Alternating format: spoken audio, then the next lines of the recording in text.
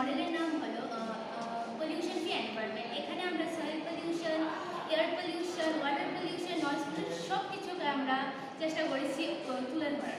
তো আমি চেষ্টা করবো আজকে সয়েল পলিউশন নিয়ে কিছু কথা বলতে।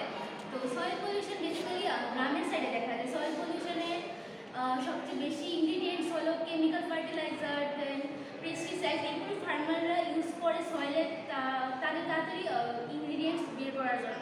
বাট এটা আমাদেরকে সয়েলের ফার্টিলিটি খুবই খারাপভাবে নষ্ট করে। আমার যে বলেছে যে সয়েল পলিউশন, আর আমি যে টপিকটা নিয়ে বলছি যে এয়ার পলিউশন, যে মানুষ যে গাড়িগুলো চালাচ্ছে, গাড়ি থেকে যে ধোঁয়া বেরোচ্ছে, যেমন ডিজেল পেট্রোল থেকে ধোঁয়া বেরোচ্ছে, তারপর যে চিমের থেকে ধোঁয়া বেরোচ্ছে। বান্ধবী আগে বলেছে যে এয়ার পলিউশন, বাজি ফোটালে যে ধোঁয়াগুলো বেরোয় এটা থেকে এয়ার পলিউশন হয়। আর যে বাজিটা ফাটায় এটার যে সাউন্ডটা প্রডিউস হয়, এই সাউন্ডের জন্য মানুষের অনেক ক্ষতি হয়, যেমন হাইপার টেনশন, অ্যাংজাইটি।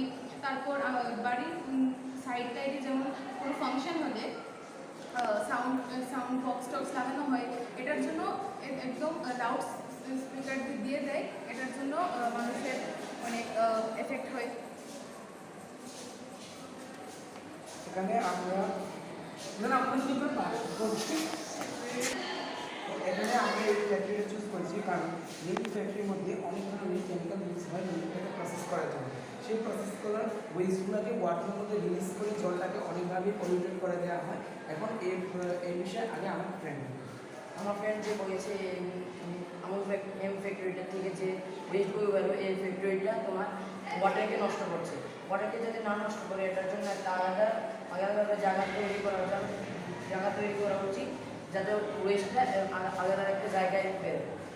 তার জন্য যদি এই ফ্যাক্টরিটা থেকে ওয়েস্টটা সব ওয়াটারে যায়, তাহলে ওয়াটার থেকে অনেকগুলো মাছ, জীবজন্তু মারা যেতে পারে।